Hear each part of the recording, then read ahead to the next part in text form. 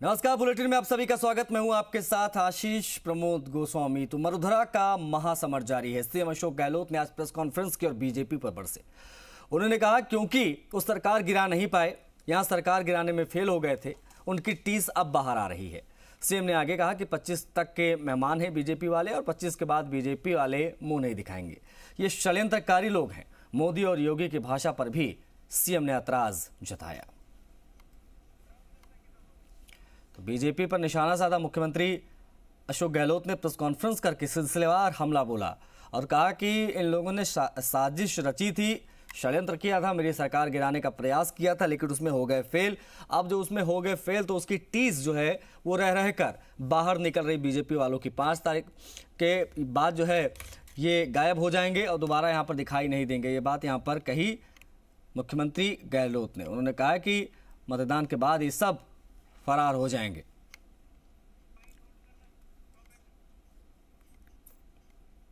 ED के पास में 50 छापे पड़ चुके राजस्थान के अंदर, ईडी के इनकम टैक्स के 50 छापे में कोई पॉलिटिशियन पकड़ा गया आज तक?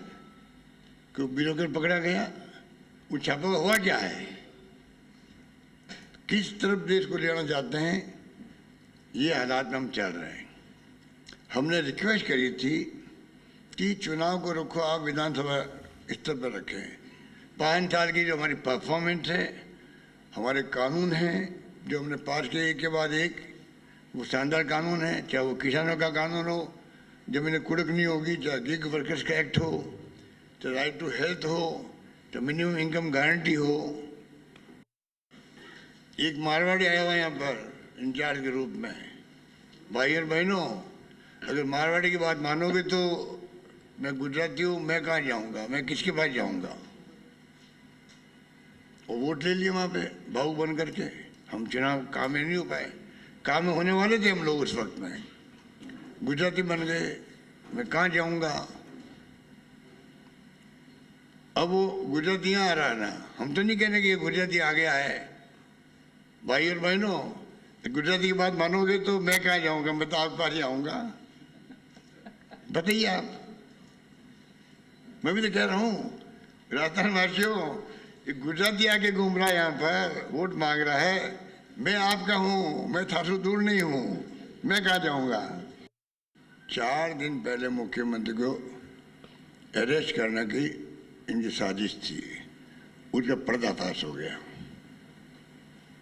मुझे दुख होता है प्रधानमंत्री स्तर से और षड्यंत्र करके प्रधानमंत्री के मुंह से आप लाल डायरी बुलवा रहे हो, आप महादेव ऐप बुलवा रहे हो। पहले प्लानिंग करते हैं, 7 दिन पहले की प्लानिंग कि लाल रंग रखेंगे डायरी का, रखेंगे नाम, फिर लाल डायरी का जिक्र होगा असेंबली के अंदर, फिर यहाँ के नेता प्रेस कॉन्फ्रेंस करेंगे और फिर सीकर के अंदर प्रधानमंत्री आएंगे, उनसे बुलवाएंगे लाल डायरी, तो बहुत बड़ा इश्यू बन जाएगा। इतना बड़ा घोटाला हो गया, बच्चों का भविष्य खराब कर रहे हैं लॉटरी के, वो क्या ऑनलाइन, और बयान करवा दिए। स्मृति ईरानी ने प्रेस कॉन्फ्रेंस कर ली, ईडी ने प्रेस नोट जारी कर दिया, कोई तफ्तीश नहीं, कोई बात नहीं। और प्राइम मिनिस्टर बोल रहे हैं, देखिए यहाँ के चीफ मिनिस्टर 5-8 करोड़ का घोटाला, महादेव घोटाला आ गया है। पूरा षड्यंत्र था उनको अरेस्ट करने का। वहां एक्सपोर्ट हो गए, राजस्थान में एक्सपोर्ट हो गए। कोविड में अच्छा काम करने सरकार अगर रिपीट हो सकती है तो राजस्थान में कोविड में शानदार काम किया, भीलवाड़ा मॉडल बन गया, और बाकी स्कीम इतनी लाए हम लेके आए, रोज बता रहे हैं आपको हम लोग। यहाँ सरकार रिपीट क्यों नहीं होगी? अवश्य सरकार रिपीट होने जा रही है।